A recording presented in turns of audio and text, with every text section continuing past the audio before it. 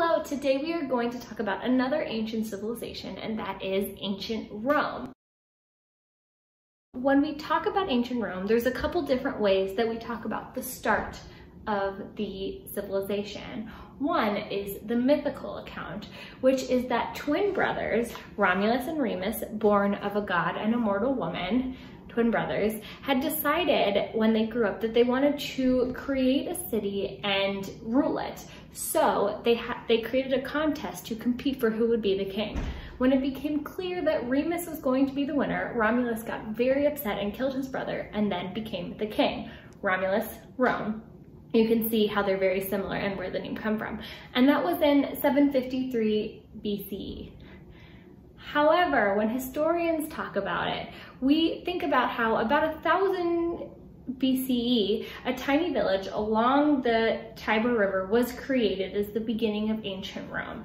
It was a perfect place for an empire to be created because it was surrounded by 7 hills, which is good protection from enemies. It had the river, obviously, which was good for drinking, bathing, and other purposes. And there was great soil for crops and growing, and a great place to start building. After that, it really grew and flourished, and it changed into a thriving city and eventually an empire. When it was a city, and even when it was an empire, a huge part of ancient Roman culture that we think about is the forum, which is like a marketplace. Well, it is a marketplace in the middle of everything, where you could buy anything: jewelry, clothes, food, wigs, swords, anything you wanted. Very bustling.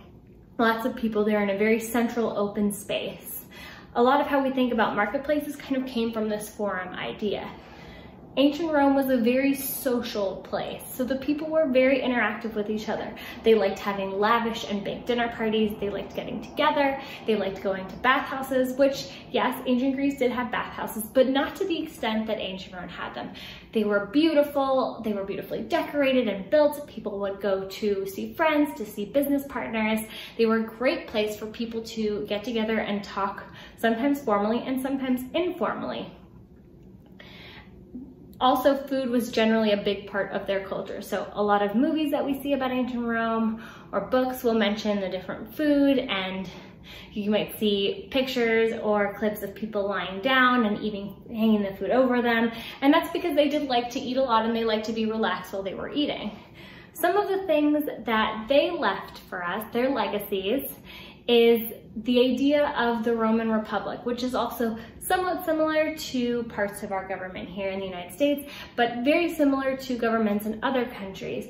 The idea of balance of power, veto, representation are all different parts of government that come from ancient Roman culture. Also law, very similar. Trial by jury, civil rights, contracts, personal property, lots of other things.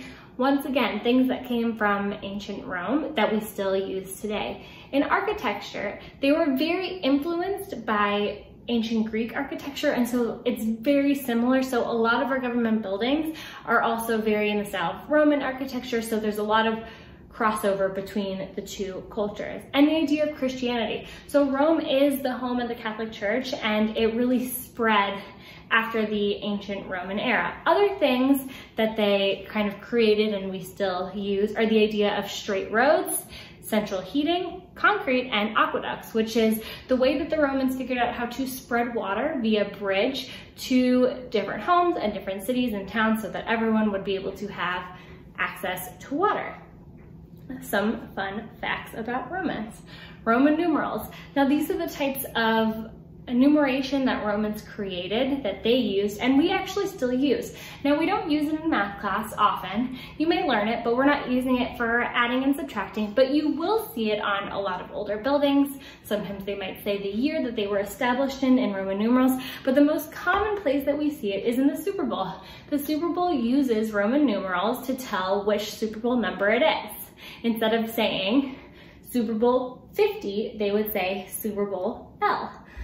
Another thing is that they spoke Latin. Now they spoke the very first, obviously, version of Latin, and it has changed since then, but classical Latin has come from there. And Latin has informed a lot of language people use in medicine, in law and government. It also, a lot of the roots of English words come from Latin words. So even though it's not truly spoken in the same way it was then, we still use a lot of the language foundations from Latin. And then finally, the calendar, which was created by Julius Caesar. And that's something that we definitely use.